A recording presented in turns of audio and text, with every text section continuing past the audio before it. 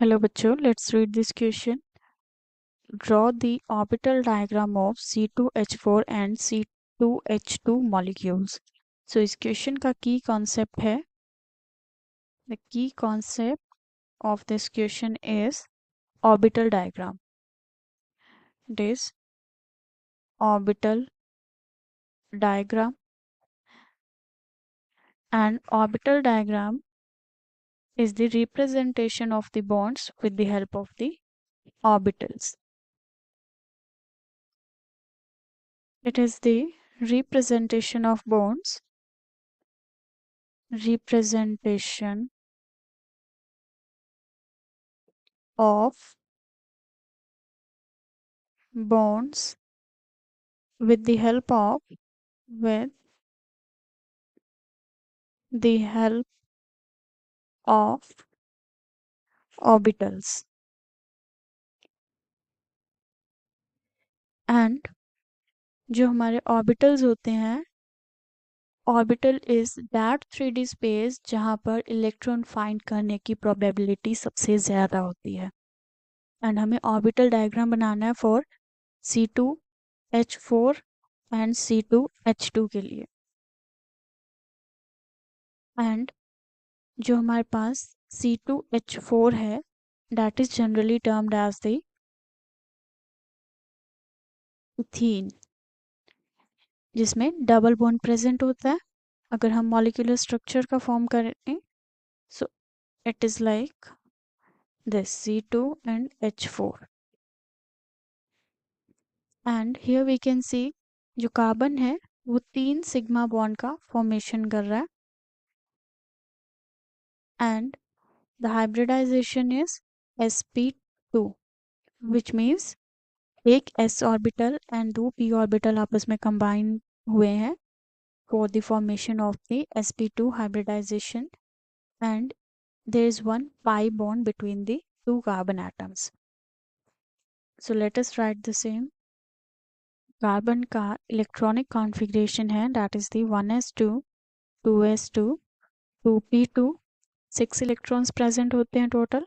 And अगर हम unhybridised form में बात करें,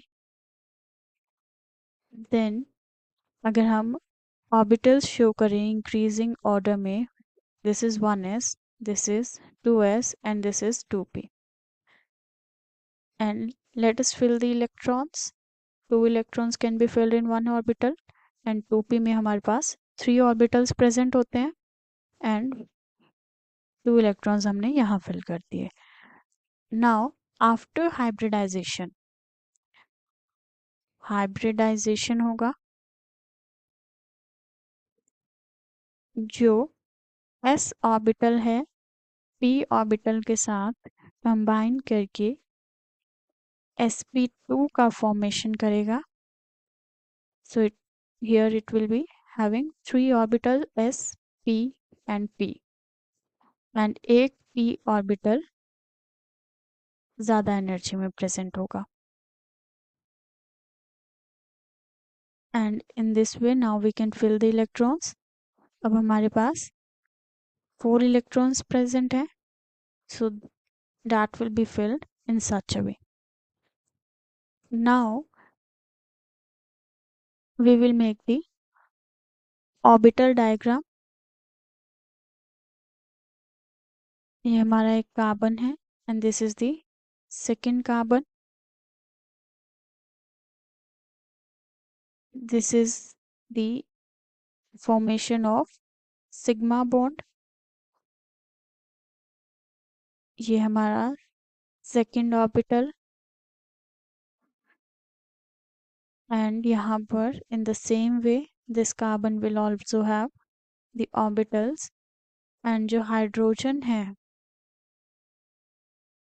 वो अपना ऑर्बिटल के साथ यहाँ पे इस तरीके से बॉन्ड फॉर्म कर लेंगे with the sp hybridization. 1s orbital of the hydrogen and p orbital of the carbon. इस तरीके से हमारे पास यहाँ पे हाइड्रोजन आ जाएगा, and we can fill the electrons as well. These are the orbitals. जब हम किसी ऑर्बिटल को शो करते हैं, then s orbital is shown by the sphere, p orbitals को हम इस तरीके से शो करते हैं, एंड जब ये आपस में कंबाइन होते हैं, then this is how orbital is shown after hybridization. But जब हम ऑर्बिटल डायग्राम बनाते हैं, जब तब हमें छोटा जो लॉब बनता है, that we missed, so that the orbital diagram comes out to be clear. Now we will make the pi bond. जो हमारे पास pi bond है, कार्बन और कार्बन के बीच में pi bond present है, and this is how the electrons will revolve. This is the pi bond, and we can see here this is the final orbital diagram for the C2H4. In the similar way we will make the diagram for C2H2. जो C2H2 है वो होता है ethyne, and अगर general structure बनाए तो triple bond present होता है, and this is linear. And similar way में हम ऑर्बिटल डायग्राम बनाएंगे फॉर C2H2. एक कार्बन है हमारे पास, एक सेकेंड कार्बन है, एंड जो हमारे पास हाइब्रिडाइजेशन होता है दैट इज sp. एंड सबसे पहले सिग्मा बॉन्ड का फॉर्मेशन होगा, and after that sp bond का फॉर्मेशन होगा हाइड्रोजन के साथ. इस तरीके से हमारे पास हाइड्रोजन के साथ sp बॉन्ड का फॉर्मेशन हुआ. These are sigma bonds. Now we can see यहाँ पर हमारे पास दो पाई बॉन्ड है इथाइन में. Let us show that two pi bond in the orbital form. This is how एक जो हमारे पास पाई बॉन्ड बनेगा वाई एक्सिस के अकॉर्डिंग, एंड एक और जो हमारे पास पाई बॉन्ड है उसे हम जेड एक्सिस के इस तरीके से दिखाएंगे.